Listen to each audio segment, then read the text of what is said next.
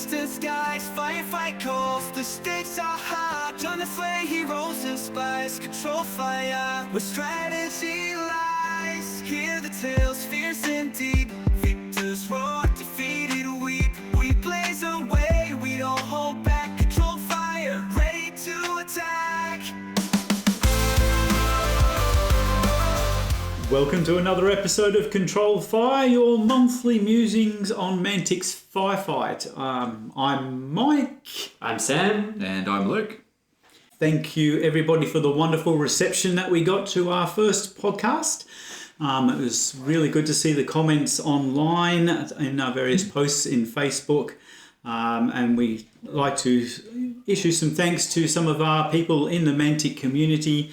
If you haven't listened to it already on Counter Charge, they had a wonderful review on Night Stalkers where Kyle gave us a shout out, and I know Matt was on there and he also made comments on some Facebook posts talking about our podcast, which was great to hear. And I also noticed Tyler from Dreadpath Zone, who's just released on his YouTube channel a battle report with the Night Stalkers involved in there too. Of course, then we also have Chris from the Mantic Universe podcast, and of course the fantastic folks at Mantic who not only called us out on one of their videos with Andy, and then also in a mail out in one of their newsletters, which is fantastic to see. Yes, indeed. It's been wonderful to have all the feedback and comments. It's very much appreciated. If you would like to remain informed of whenever we are dropping a new episode, please do subscribe through whichever platform you're getting your podcasts through. And if your podcast platform does offer the opportunity for a review, anything like that really helps us reach additional people. So thank you very much for everything, and we hope you enjoy this episode. We were chatting before and saying what a wonderful time to be playing Firefight with the Summer of Sci-Fi coming on down, and the Night Stalkers being released. I would also like to mention Dreadpath Zone's battle report. I've been watching that just before, and it's great to see the Night Stalkers in action. Gotta say, I really enjoyed the way Mantic have launched the Night Stalkers with the manticlabs.com and going through all the puzzles and getting all the teasers that way. I thought it was a great way to launch a new faction. So today, so we know there's a number of people, as I mentioned, who are doing Night Stalker reviews at the moment, and we decided that we were going to wait a little bit to be able to make that review and play some games with some of our play group that we have in the local area and get a better feel and get people a little bit more used to it, and maybe offer a few other tidbits in it than just reviewing the Night Stalker army by itself. So we actually decided that we wanted to sort of continue about our introduction into what command protocols is all about, and tonight we were looking at talking about the particular objectives and scenario play. That's great. Shall we before we start jumping into all the scenarios, should we have a quick chat about progressive scoring versus endgame scoring? That's kind of been one of the big changes with command protocols is all the progressive scoring and so on. For those who are less familiar about what progressive scoring might mean, anyone care to define exactly what we mean by that? Yeah, sure. So progressive scoring, as compared to endgame scoring, is basically the process of scoring scenario points or game points through the course of play, so round to round, rather than waiting to count up all the victory points at the end. I know this can be a little bit divisive in terms of the way people approach that. We've certainly had some robust conversations within our gaming group. What are the advantages of progressive scoring? I think it discourages people from playing gun lines. The fact that we have people who want to sit at the back, you can't do that in progressive scoring. You need to get forward and get to the objectives or start securing quarters or whatever relatively early. Basically, it forces people to meet in the middle of the battlefield. And I think when you have to have a look at the overall picture of what Firefight have attempted to do, when you look at the amount of terrain that's on a table and some of the changes that they made to the army lists and ranges and things like that, the game's been designed to try to get people, in my opinion, to start moving forward and engage in the middle of the table, so you get more interaction between two people more often. Absolutely. I mean, the real lack of things like 24-inch weapons, which you might have been more used to from other games, like your standard weapon is 18-inch, And the fact that you're scoring from turn one means that not everyone's racing into the middle, but everyone needs to get out of their deployment zone in order to actually start engaging with the objectives early with progressive scoring. Yeah, and I think it in general just discourages super skew lists in any one direction. If you're too much a shooty list with no combat prowess, you're going to struggle to hold central objectives.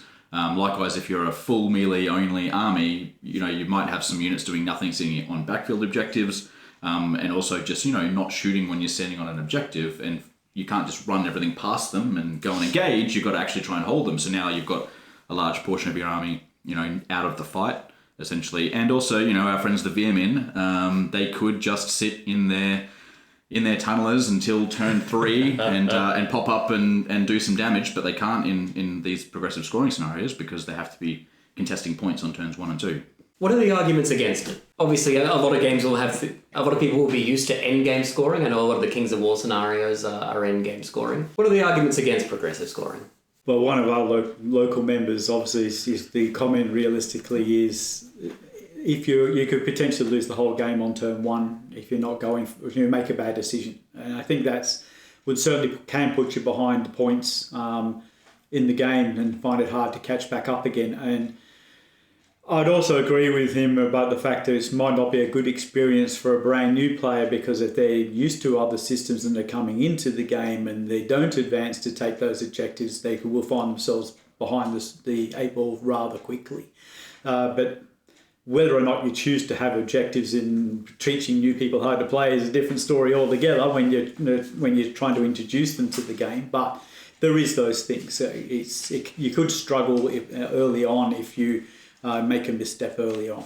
Yeah, I mean, I do think that with some of the progressive scoring scenarios, there really is a chance for the game to be decided very much in the first 2 turns.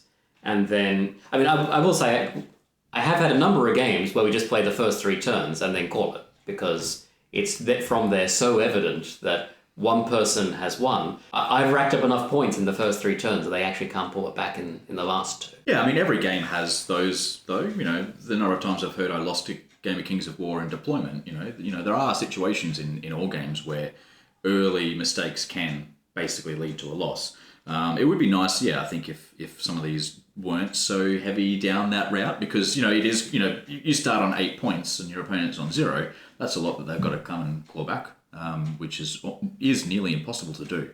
So, there could be solutions like not starting scoring on those scenarios until turn 2 that might help to sidestep that, or maybe just a bit of experience in the different kinds of armies and how they play and get towards those scenario points early.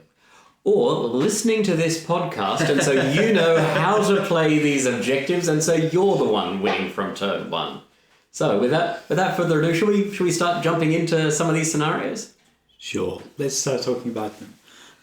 Okay, Luke, did you want to take us through Scourge? Yeah, sure. So Scourge is basically kill with extra steps. So every game has its version of you got to kill the other person's stuff, and this is Scourge for Firefight. However, instead of just counting up who killed the most stuff, this scenario tries to get you to spread out the killing, kill your opponent a little slower, so there's things left to kill at the end, I guess.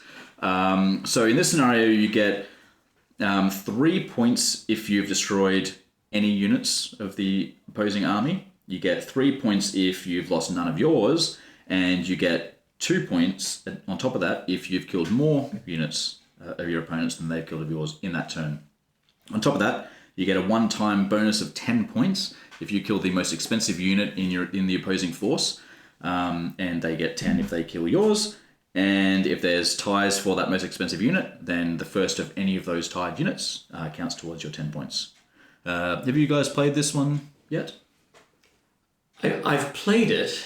I don't know if I've had any particularly memorable games from it. I will say it's probably my least favourite or second least favourite of the scenarios. I mean, I think it's interesting that it's a kill, but we like to kill slowly and painfully, and we will draw it out as long as possible. Does kind of, and I guess Scourge is an appropriate title for that kind of one, where we're slowly scourging you over time.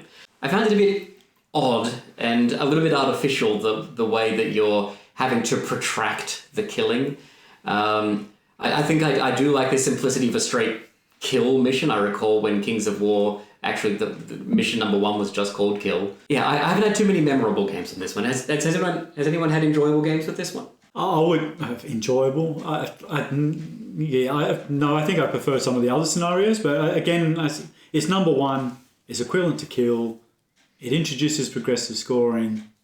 It kind of, I think it's not a bad mission to be showing people on when you're teaching them the game, because it introduces some of the concepts of Firefight early on into the piece before you start dropping counters onto the table. So it's sort of introducing some of the concepts on it.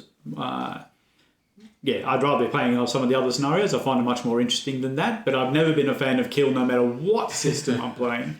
I always prefer to have something reason for people actually having a fight. I think it's a good point actually about for new players, and it's not one I thought of, because of course it doesn't require a tremendous amount of bookkeeping. It's not like at the end of the go like, right, now let's pull out our lists. This is just did you kill something this? Who killed more? Let's tally up some points and let's keep rolling with the game. Mm-hmm. So it is a good point that it probably is a good one as a teach mission. Yeah, it is a nice way to, apply progressive scoring to Kill, I guess. I mean, I just re-roll it every time we roll it, so so that's one way to deal with the mission. But I guess if you start to look at things like a blackjack scoring system for a tournament, then Scourge becomes a bit more interesting, because it's Kill, but it has tactical play in terms of maximizing points now. So you are actually trying to not just kill everything as quickly as possible, because you need to try and gain those points across every turn.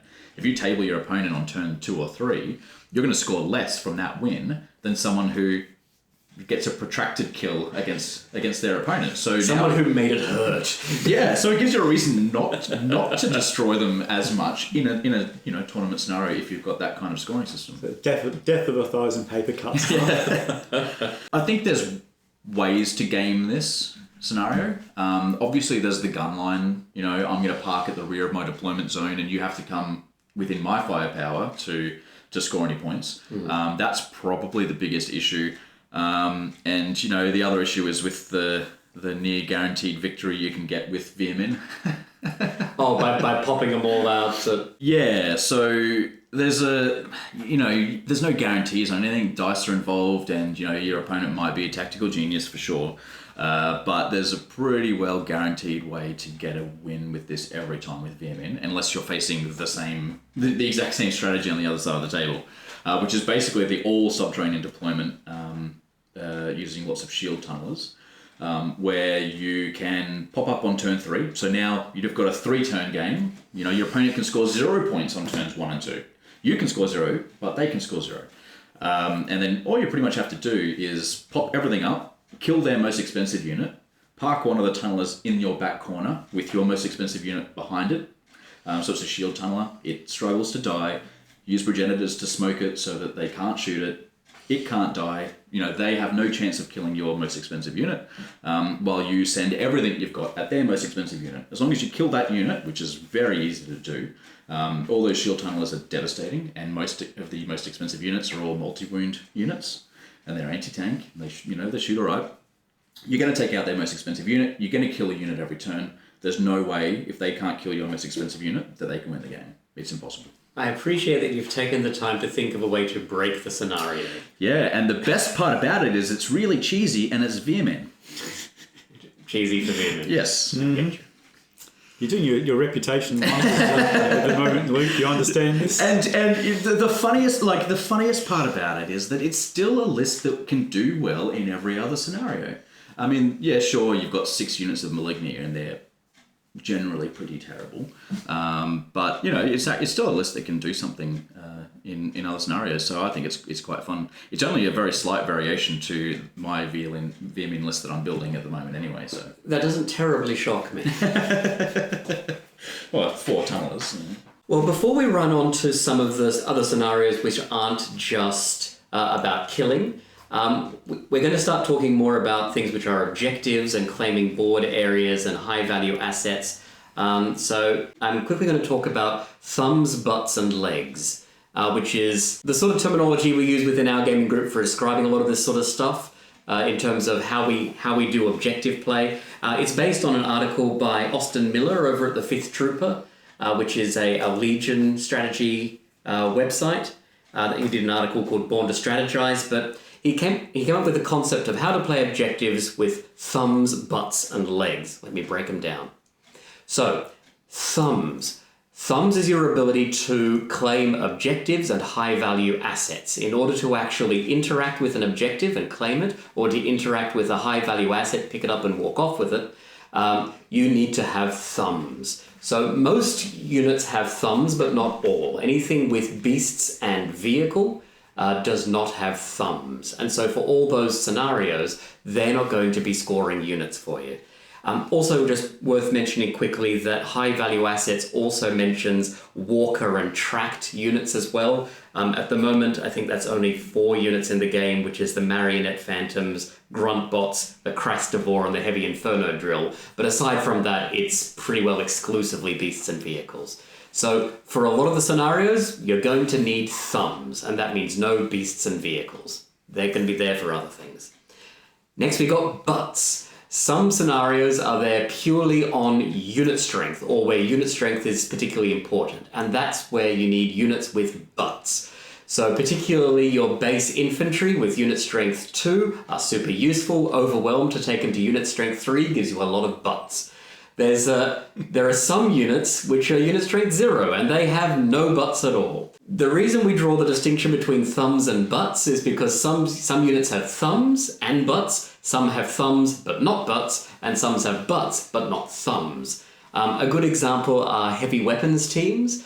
They have thumbs, they can claim objectives, interact with HVAs, but not butts. They're unit strength 0. So they're going to score in some scenarios but not in others.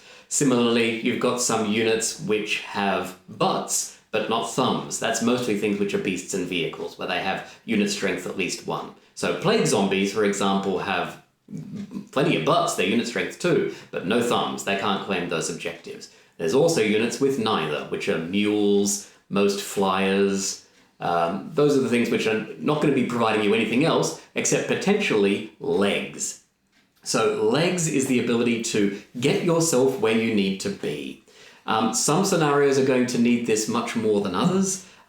So for example, extraction, which we'll chat about later, you want to be getting up that board very quickly to claim the HVA. So for that mission, you're going to need legs. And legs kind of come in 3 forms. You've got scouts, in order to give yourself early legs, where you can get right onto an objective or to an HVA or up into an enemy sector quickly. You've got transports. Transports are super useful for giving you burst speed, so where you can move the transport, disembark with the unit inside, and then get some extra distance that way. And also just fast units as well. And those are things like Sky Razors, Enforcer jet bikes, all murder birds. All those units have good legs. They can get to an area of the board wherever they need to be. And particular points if they've got thumbs and butts with them as well. So things like GCPS monocycles, for example. They've got thumbs, butts, and legs, and are really useful for that. So whenever we're talking about thumbs, butts, and legs, that's what we mean. The ability to claim objectives and HVAs, the ability to claim areas of the board, and the ability to get where they need to go. Yeah, and interestingly, some of these missions, they kind of have a requirement for thumbs, but the butts can also still do something in those scenarios. Absolutely. Because there's some where you have to hold an objective, but you also get bonus points for unit strength within a certain area of those objectives. Lockdowners, I think, is the one for that, and but we'll come to that in a moment. Okay, so the first mission we talked about is Scourge, which is to just basically kill. Most of the other missions that are in the book actually have an objective marker to place on the battlefield, which is representing intel or ammunition, food, whatever you like, to give the reasons for the 2 generals to have their armies fighting over that particular territory. The important bits about this is to know that your leader needs to be within 3 inches of that particular objective marker, and you need to have another model actually touching that, so to be able to claim that. And as in the FAQ, a unit with the unit strength of 0 can still claim that objective, but if there's an opposition unit contesting it, they're obviously, and that other unit has a unit strength of 1 or greater, it's automatically going to lose it if it's been contested. So if you've got multiple people attempting to claim an objective, the side with the highest combined unit strength will be able to do that. But the other things to start to take into, you need to sort of have a look at some of the other rules about how you might want to place your models on those objectives to attempt to claim them. So for example, if you think about the rules for coherency, which is you'll have to have models within 3 inches of your leader, and then you start to think about what happens with assault, and if you happen to lose or draw, might have a look at how you want to place your models around those objectives to make sure that you are still claiming them even if you lose an assault. Yeah, and the other thing to consider as well is snipers, because I have done that before where you snipe off the model that is touching because it's not the leader. Oh, so that's great. some general advice is if you can make it your leader that's touching the objective, do that, because that can actually be very important. So the main point I was sort of making on that is to counter that, I guess, if they don't have snipers in the other unit, when you're looking at being assaulted and you think you are going to, you might want to place your rear model and have your leader 3 inches in front of the objective so that if you are pushed back 6 inches, you can still claim the objective even if you've lost the assault. So there is still a little bit of tactical play that people might not originally envision regarding the objectives and the objective markers. Absolutely, and I think it's great that you called out the thing from the FAQ that you can still claim with unit strength of 0. You can't if you're a beast or a vehicle, you must have thumbs, but butts only count in the case of a tie. Well, in that case, shall we jump on into Controlled Advance, the one which has the most objectives in the game? Sure, so Controlled Advance is probably of all the objective ones that might suit that gunline type army we were talking about earlier, because you get to place 2 objectives in your own deployment zone, and then you get to place 4 more later on in the middle of the field. So you have an awful lot of objectives that are actually sitting on the table as mentioned. But the important bit about this one is the 2 objectives that are in your own deployment zone are actually going to determine how many points all the other objectives are worth to you. So if you're claiming 2 objectives, all the other objectives on the table will be worth 2 victory points. If you're only claiming one of your objectives in your deployment zone, all the other objectives are going to be only worth 1 victory point each turn. But you also, if you are claiming those 2 objectives in the backfield, you get a bonus 2 points each turn as well for having both of them. So it can be, holding those 2 rear objectives is very important. I agree. I do enjoy the fact that if you can find a way to knock some of those backfield units off, you can really hinder the opponent's ability to score. You're effectively robbing them of 2 points a turn and halving the value of any other objectives they have. Like VMN.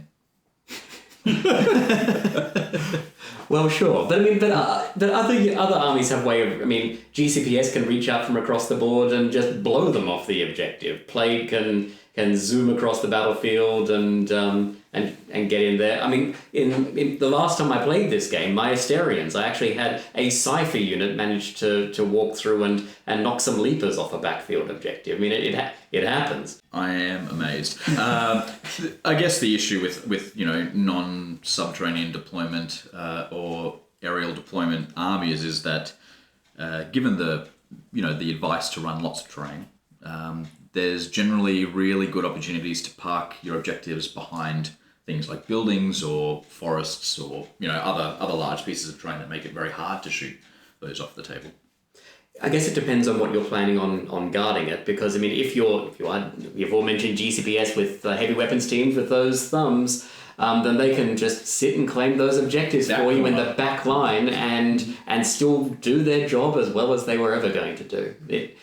It does suit armies, I think, that have a lot of drops very well, and armies which struggle to get a lot of units on the table might find this one a little challenging, particularly if there are units that they really can't afford to keep in their back line. It's been the resident Forge Father player. I do struggle with this scenario because I don't have many drops to start with, and then it becomes quite vital about, you've got the decision that you're going to do what Luke just said a second ago. Are you going to hide the objective? But that means that potentially your troop can't see anything either.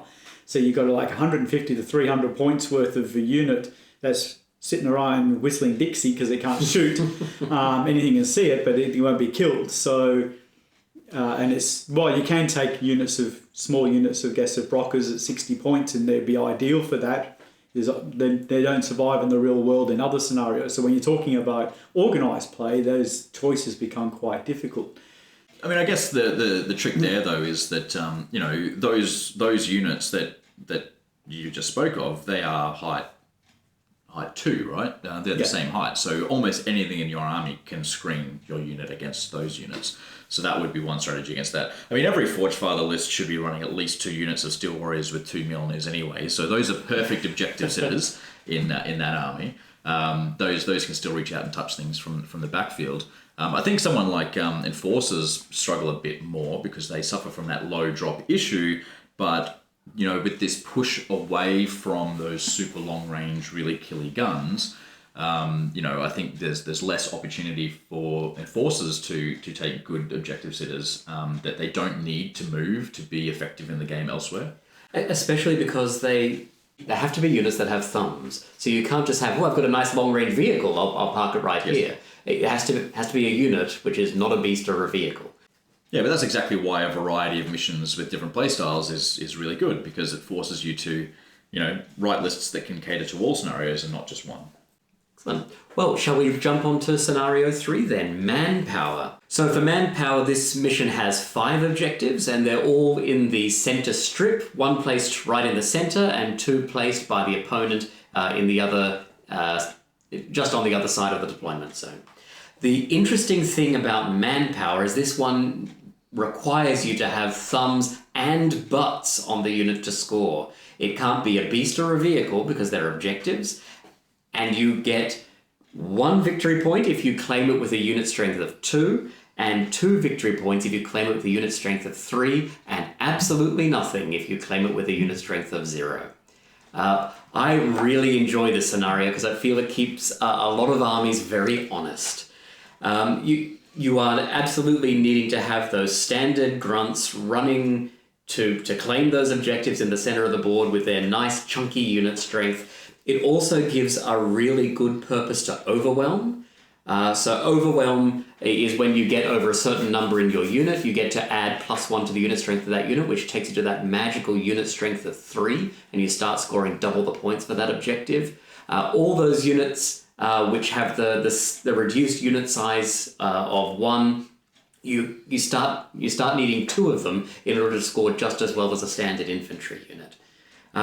I think you also see this very strongly where you have the command versions of some troop units. We know that there's you take your commander and then you can give them units, and in some cases you can get a unit that looks almost exactly the same as the troop unit, but it's still only unit strength 1.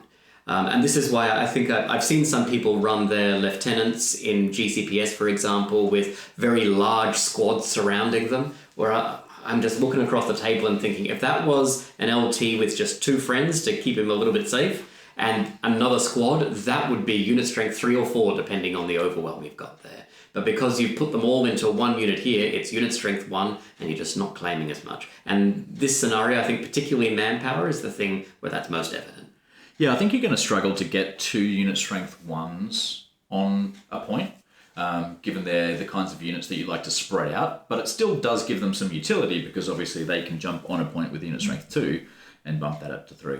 I don't think we've mentioned it yet, so the last man standing rule. So we were talking before about the 2, particularly if you've got a unit of 2 in there and it's on the US 1 and you're trying to get multiple units on, if you do manage to eliminate one of those 2 models out of that unit and hope that it doesn't have regeneration, then the chances that unit will no longer score because it gets automatically reduced to unit strength 0. However, when we're talking about leaders a second ago, leaders always remain at US 1, even if they are by themselves. Yeah, that's a good point. So I slightly disagree with what you said before about GCPS. I think it's worth bumping them up because the GCPS are so cheap. And the one thing about this is that, yes, you can have multiple units in GCPS. So again, I find that this being person who plays, both enforcers and forge files, which are rather elite, they're struggling to get multiple unit strength. When I was starting to build now the Night Stalkers, and it's so easy to get unit strength 3 because it's so easy to build higher than the unit size. Those particular elite armies, again, I find struggle with this, but you can sort of objective hop. So if you can claim an objective and hopefully jump across the other side to smash the other person off the other objective and try to claim it and stop while stopping them from claiming it. And you might leave the objective on your side of the table alone to try to claim the one on the other side and force the battle on their side of the table. And it is also worth mentioning with the 5 objectives, 2 on your side of the board, but they're still only within 6 inches of the centre line. Unlike controlled advance, you've got no points for sitting in your deployment zone. If you're not getting yourself out of your deployment zone and across the board, you're not scoring anything in this mission. Yeah, so you mentioned the going down to unit strength 0. That is a bugbear of mine. I think those multi-wound, big specialist units that, they're really, elite tanky units. One of them dies and the other one sits there and goes, oh, well, I guess I can't pick this thing up now. So bereft of the loss of their friend, they dropped to unit strength 0. They've been together since childhood. But that is what it is. The issue though, like with those commanders with the big units being the unit strength 1, is it's so hard to fit them all in that space, right? Like for 2 of those to hold a point, it's like a DVD size, just massive people. Yeah, it actually just becomes annoying to actually do on the table. Well, shall we roll ourselves onto the next scenario? But before we do, maybe we'll have a bit of a chat about how high value assets work, HVAs. Sure. So they're basically the love child of Firefight drones and Kings of War tokens. So they're picked up and thrown around the place like a token in Kings of War. However, they act when attached to a unit like a drone. So they still take up 1 capacity in a transport and a building, and they move with the unit that they're attached to. In particular, it's worth noting that it's a short action to pick up an HVA and to deposit an HVA. So that means you can't, double forward and pick something up, or you can't, move, shoot, and pick one up. You have to actually spend a short action to do so. I really like that short action to pick up the HVA. I think that gives tactical depth to understanding how you're going to go about pushing forward and claiming HVAs.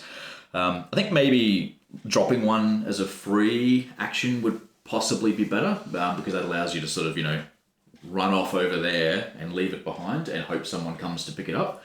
But I can understand why it isn't, but because you daisy chaining, you daisy chain a lot, right?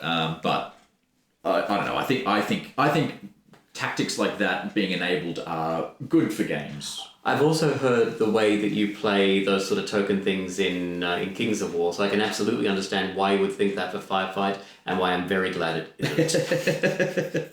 That's a fair call. Can I also say it's worth noting for HVAs, if you are carrying one, it's a long action to board a transport, and that's particularly important for things like extraction, where you're wanting to bundle the person you're trying to get out of there onto a transport. Since we're talking about extraction, shall we go into that one? So in extraction, there are 3 hostage tokens, and they deploy all on the center line. So one of them goes in the direct center, and 2 more go on the center line, but 12 inches away from that center token. 5 rounds as usual, and then at the end of each round, you get 3 VPs if you hold 1 hostage. You get 7 VPs if you hold 2. And you get 10 VPs if you hold all 3. Excellent. What are your thoughts on it? So this one, being that you have to go and get them, obviously the legs become super important. There's a few ways that you can dream up, I guess, to jump out there and grab those first. And kind of it really is an important strategy to claim at least 2 of them first, because once you've got them, it's extremely hard to pry them out of your dirty mitts. Absolutely. I think going into the scenario, you have to have a plan for how you're going to be claiming the tokens first turn, or how you're going to deal with an opponent claiming them in the first turn. Scouts, I think in particular, love this scenario because they are basically, for most of them, starting in base contact with an HVA, meaning their first action can be to claim an HVA and then move 6 inches back towards your line. We didn't actually mention for HVAs, while you're carrying one, you can only move 6 inches. Yeah, 6-inch speed, but you can jump into transport. You can jump into transport as a long action, which was going to be my next point with it as well, because... And it's the space. And it's a space is a really good point for list building, because often you'll build your units at the exact capacity of the unit you're transporting them in for efficiency, and that robs them of the ability to hop back into their transport with this scenario. Yeah, I actually had that written down actually for when we talk about bodyguard, but it applies here as well. Definitely worth keeping cheeky little spots in your transports free just for that Absolutely. So the thing I was going to mention with transports is, in addition to scouts and trying to start on there, is to head up there with your transports. When you go and claim the HVA, if you can also try and keep the unit leader in base contact with your transport, it means that as a long action on their next turn, they can be hopping straight back in. It's a cool play if you can make it, but I imagine the opponent is also going to be trying to disrupt that as well. But having a play for a turn 1 snag, I think, is imperative. Yeah, so one cheeky tactic you can do with the transports is you can take a mule and you can run it out past the HVA and then activate your unit inside of the mule to jump out on your side of the mule, and the mule can then provide cover, hopefully completely screening off from shooting, but at least providing cover from those angle shots as well. So your unit that's jumped out and claimed the HVA in their turn now has some cover and some survivability. And then if you can, if they can all survive until turn 2, absolutely. If they're still in contact with that mule, they can jump right back in and leg it. Double activates all the way. Yeah, absolutely. I will say, I think out of any of the scenarios, this is the one where the game is decided, depending on how the other person plays, the game is decided in the first couple of turns. Because if your opponent has a plan, or you have a plan, for going and picking up 2 of those 3 objectives, and the other person has not, it's pretty hard to reel it back from there, because they're going to start moving back towards their own lines. You might be able to delete some units, you might be able to, but they're on the other side of the board now. You're having to go further in order to get them. There's counterplay to that. So pinning is the obvious one. Yeah, 100%. You can't long action back into a mule if you're pinned. You can't run away if you're pinned. You can only sort of remove the pin and advance away. So obviously, some factions have ways to remove pin markers. Asterians don't get pinned at all, and Forge Fathers may as well not get pinned because Headstrong is basically a guaranteed unpin. But for the most part, Guaranteed, mate. Guaranteed. I've never seen you fail. Wait, I've seen you fail once. Yeah, and this is where I'm going to go. That the Forge Father transports only move 6. So you can't do the cheeky tactics anyway. Yeah, so like mules goes 12. Everything else goes 12. Yeah. Well, mules sprint 18, so you can... precisely. The furthest we can go is 12. Yeah, 12. Like on a long action. So that's the issue. As you said, you could do that, but also Forge Fathers can't. But I do love this mission. I think it's a fantastic mission, but I do see the point that it is a mission that you can easily lose on the first turn.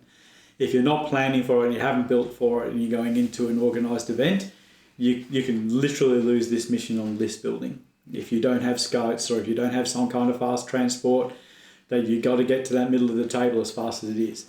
But on the other side of the coin is, as I said, you were talking before about away from it, any unit that's got one of those HVA tokens or on it is target priority number 1. 100%. It turns into a red mist. If I'm playing you and you've got that token, that unit is red mist. It's everything in my army is going to be shooting at it. Absolutely. And although you mentioned removing it, when you're pinned, you can only remove the pin and advance away. You can't sprint. You can only move 6 inches anyway with the token. Yeah, right? true. So, but you see, yeah. But that's it. It does prevent them doing things like 6 inch and Overwatch, 6 inch and shoot, 6 inch and hit the dirt, which is often particularly annoying. I guess when you were mentioning before, you can lose it in list building in the same way if you don't build enough thumbs and butts into your list in order to contest those other objectives. If you don't build legs into your list for this mission, you're going to find things difficult. Well, shall we chat about bodyguard? So Bodyguard's one of my favourite missions. It's quite interesting because it's sort of the opposite to the extraction part. It's you actually start off with the HVAs in your deployment zone. You get 2 of them, and you get to attach them to 2 of your units. And the mission is all about trying to march those bodyguards across to the other side of the table. Once you get out of your deployment zone and moving towards the halfway point, at the end of each turn you get 1 victory point, and if you cross that halfway line you get 2 victory points at the end of each round if you've managed to do that. And one of my favourite games that I ever played against Sam here is I was playing my Forge Guard, he was playing his Plague, and we approached the game with 2 completely different tactics attaching to different units. I said I put them attaching to my Forge Guard units and was quite happy to stomp my way across the table and was going through, and Sam put them to... And I added mine into my ghouls because, in terms of Plague and units that have thumbs and can actually carry them, you're a little bit limited. So mine were ghouls, and because they're just not as survivable as Forge Guard, they were ducking and weaving and just staying out of line of sight of everything. So it was 2 very different takes on the way the mission can be played. Sam was throwing everything he could just to even draw an assault so he could force me to activate and go backwards so I couldn't get across the other side of the table. I said I won the attrition war, which is my moral victory, but unfortunately Sam won the whole game. Yeah. And a lot of it was just throwing just waves after waves of Plague meat at you in order to just keep you on your side of the table and just not scoring as many points. Also worth calling out for Bodyguard, because it is a Bodyguard mission. If you manage to kill the opposing HVA, you also get some bonus points as well. Some bonus points, 10. It's quite a significant one. So if you so do manage to do you it... really do want to be keeping them safe. It very much is a Bodyguard mission. Mm-hmm. Yep. Obviously, again, with Bodyguard, one of the killer unit types is transports. Being able to attach the HVA to a unit in a transport and march the transport, which is usually reasonably survivable across the table, is a pretty good tactic. And again, our friends the shield tunneler come out to play because those things are heckin' survivable. Particularly when you line up 3 of them next to each other and share the shields out amongst all of them. You can get quite a far way before you even start taking damage. So worth noting that with those tunnelers, you can't be subterranean deploying up with those bodyguards. It has to be units which are on the table have the HVAs attached. Yeah, that's right. Although I would argue almost always shield tunnelers want to be on the table anyway. But yeah, you can't. Anything in reserves can't have an HVA. So. No aerial deployment skyscrapers, no tunnelers, none of that shenanigans. Fair. So it is also worth calling out scouts as well, because this is another HVA mission, and getting up, you do want to have some legs in there. So there's a little bit of conflict. So the Command Protocols book mentions that you attach HVAs as part of the deployment phase, and then in the scout rules it mentions that after deployment ends, then the scouts move up. As it appears in the companion, it actually says after deployment and scout moves, then attach the HVAs. It matters a little in that if the HVAs are attached to the scouts before they make their scout move, they can only be scout moving 6 inches up. So it's something we will probably need to see if we can get some clarification on there. But regardless, just having that extra move at the start of the game is going to be helpful. It means you're scoring straight away. Anything else to be said on Bodyguard? I think so. So it's very interesting because, again, it forces people to start marching towards each other and involved in the combat to get going. And keeping them safe. It's not just getting your troops up, and you also do need to make sure those units are well protected, because you don't want to have those HVAs taken away from you. Yeah, I mean, yet again, I think the high drop armies are at a bit of an advantage because they've got more bodies to throw in the way and as speed bumps and chaff. I guess, although Mike also showed that having some durable units just marching right up the guts can also work as well. Because if you do manage to win the assault, you get more distance again. So I ended up not wanting to throw quite so many plague zombies at you because eventually you were beating them and then getting an extra 3-inch consolidate. It wasn't speed bumping you anymore. So. And not activating either. So yes. All right, let's run ourselves on to control. So I think this is probably our first mission which does not need thumbs. So Controlled advance, extraction, bodyguard, and manpower, they all need a unit with thumbs. My plague rejoice because thumbs are not necessary. This mission is all about butts. So for this one, it is all about the unit strength of the units. Your vehicles and beasts can absolutely score in this one. So this is one where you're dividing the board up into 6 sectors, and you're gaining points for however much unit strength you're able to get in there. Do you have more unit strength than your opponent? And you gain points for claiming each sector.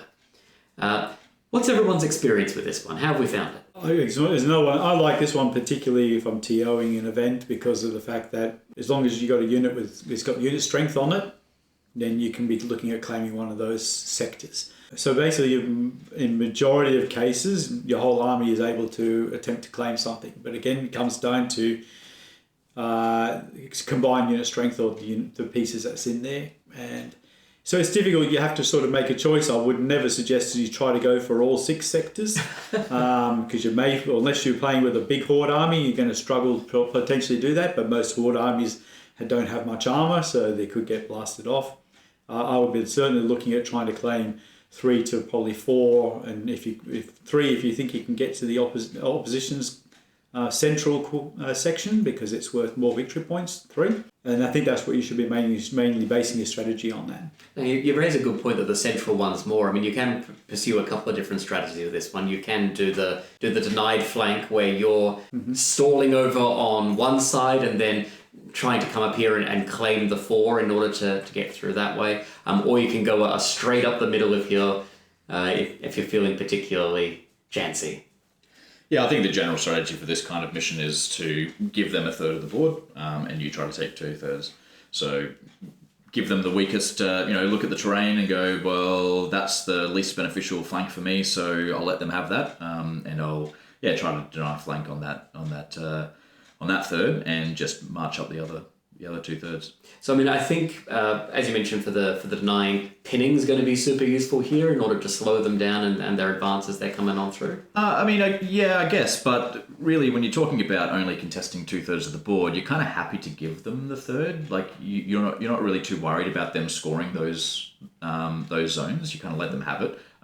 You want to kind of make sure that they don't then turn in and disrupt what you're doing from that flank. But yeah, I mean, like if they claim them, they claim them. You really want to sort of, if you're getting those 4 other quadrants, then you're going to win the game. I mean, I do think before we were talking about progressive scoring and sometimes missions can run away and be determined early. I find that much less with this scenario, mostly because for generally the first 2 turns, you're probably owning the 3 on your side of the board. You've probably got enough unit strength just banked from where you are in order to generally hold them off for certainly the first turn and maybe the second as well. Yeah, at least the first turn. And, being able to claw it back is absolutely viable because nothing is too unachievable. You don't have those backfield objectives that you can't get to. It's right there. It's at the center line. You can sort of always get something there to contest.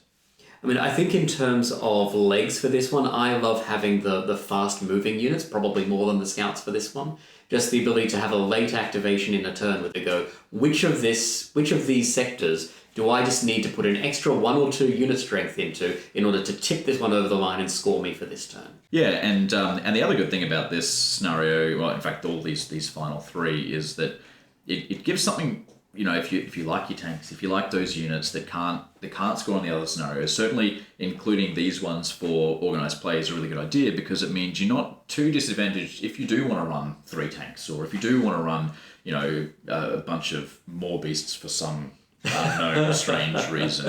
Like it actually gives you something to do with those units. I mentioned before for Plague, I think all bar 1 of your specialist units is lacking either thumbs or butts. Bursters are the one exception, but this mission, all those beast units are suddenly coming back into play, which is wonderful.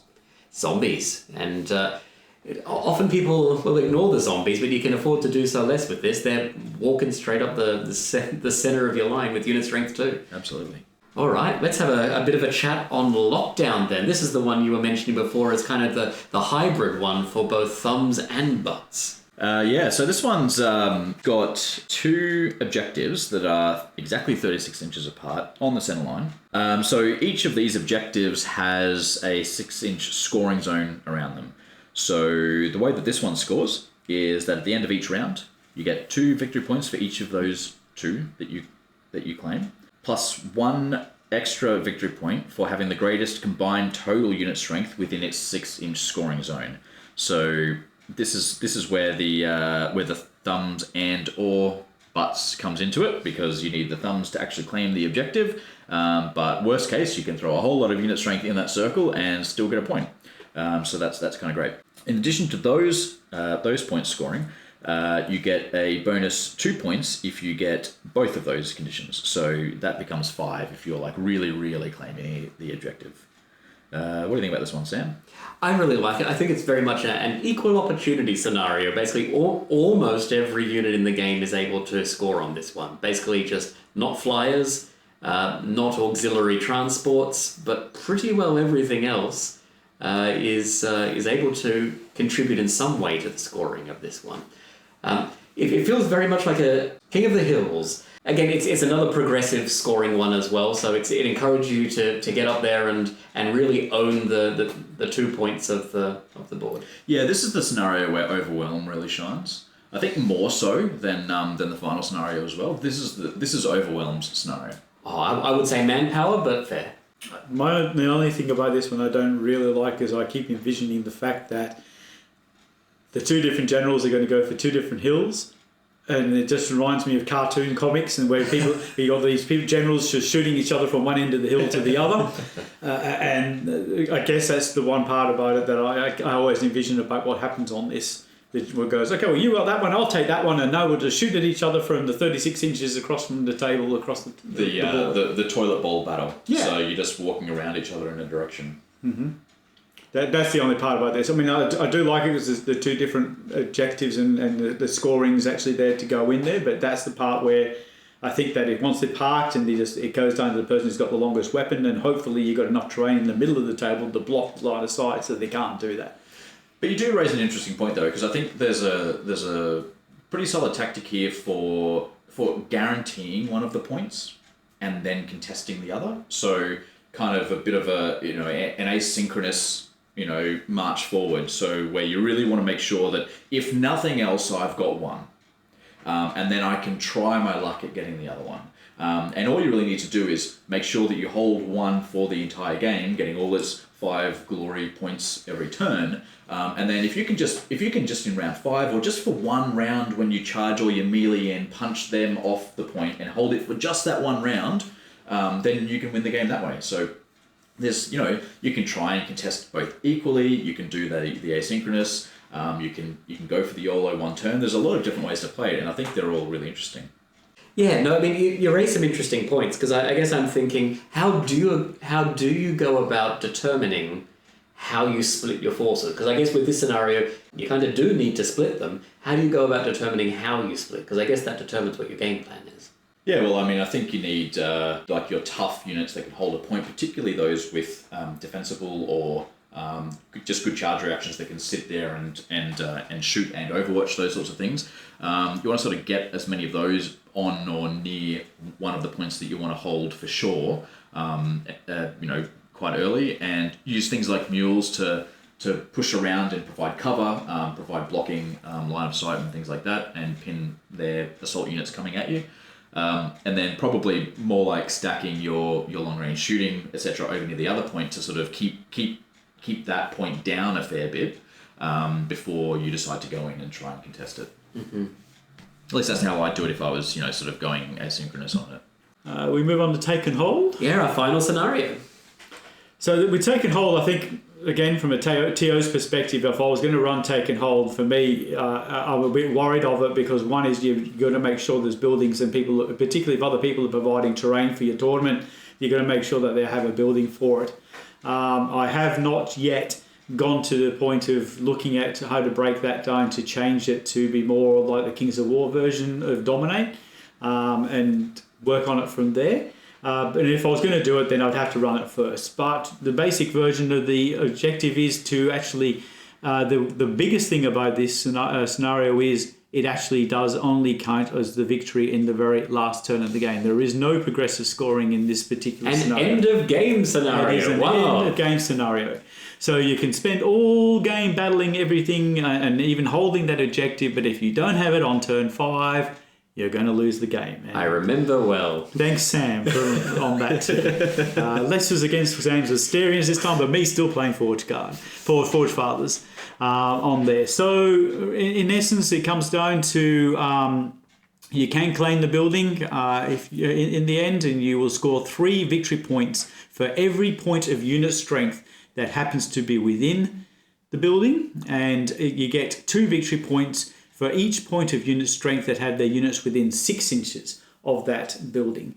So in this particular game that we're talking about, I was attempting to hold that building against Sam's Asterians, but he just kept basically whittling me down, even though he was getting very frustrated by my heavy armor rolls. But he did manage to whittle me down in the end, and then just moved the rest of his army around that central building in the end to score the victory points and win it in that particular match. But for those people who do want to have an end of game scenario, end of game situation, and think that they're still in the fight all the way through to the end, this is a scenario for you.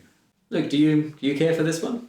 I mean, I don't mind it as a bit of a departure from progressive scoring to be in there. I think 100%. A bit of variety is good. Maybe there's cause for another endgame scoring to be in here, rather than just one. Who knows? I do think it probably favors gun lines and things like that a bit again, if they have the firepower to take down the opponents before they move into the central zone. Really, like this is kill with extra steps. This is spend 4 turns killing as much as you can, so that on turn 5, when you move into the building or within 6 inches of the building, that you've got the most unit strength remaining. Like it's just kill with extra steps. I do feel a little bit like it's a game of chicken in some ways, Yep. in that you can choose to go into the building early if you're prepared to have all of the opposing army fire at you. Which, for some more durable armies, that absolutely might make sense. The risk you run if you go late on the chicken is maybe that they get too entrenched in that central building that it's actually then too hard to shift them eventually. Look, the reason why this one I don't think plays quite the same in a game like Firefight as it does, its obvious corollary is dominant in Kings of War, is that you have agency to hold people out of this. It's not just kill in Kings of War, because with the way that units have facing and the way that you can block things up and stop them from moving through, it's not just about kill, it's about zone control, right? So you can actually hold units out in a game like Kings of War. It's much harder than Kings of War to do that in Firefight, because you don't have those blocks that can just sit there. Someone can just walk around. They might be in a position to be shot or assaulted or whatever, but like in reality they can just walk around you. There's no zoning out and holding people unless you're running 6 hordes of zombies or something silly like that. So it doesn't quite play out the same in terms of strategic placement of units and zone control. It really is kill as much of their unit strength as you can so that they can't win when you all move into the middle. Yeah. I mean, I don't mind the scenario. It's probably not my favorite. I think probably the thing that I not exactly struggle with, but the thing I dislike is the building rules contain a certain amount of abstraction in there in order to actually have someone charging buildings and the footprint of a unit while it's in a building and these sorts of things. And that's fine as when there are multiple buildings around a table, and it might be key to the action, it might be peripheral to the action, it depends. This one, it is front and center, the absolute middle of the board and the key objective. And so that abstraction really does get highlighted. All the abstraction around the building rules really do come into play very strongly. And there's some nuances in there. And Firefight isn't really a game too much around the technicalities often. There's a lot of rule technicalities in buildings, which obviously are highlighted very strongly where the scenario is all about holding this one building. Well, I think that just about wraps up our conversation to do with the actual scenarios and how to play them. I hope you got some ideas and some tricks to help you in your battles. So encourage you all to mind your thumbs and watch your butts and unleash controlled fire. Hear the tale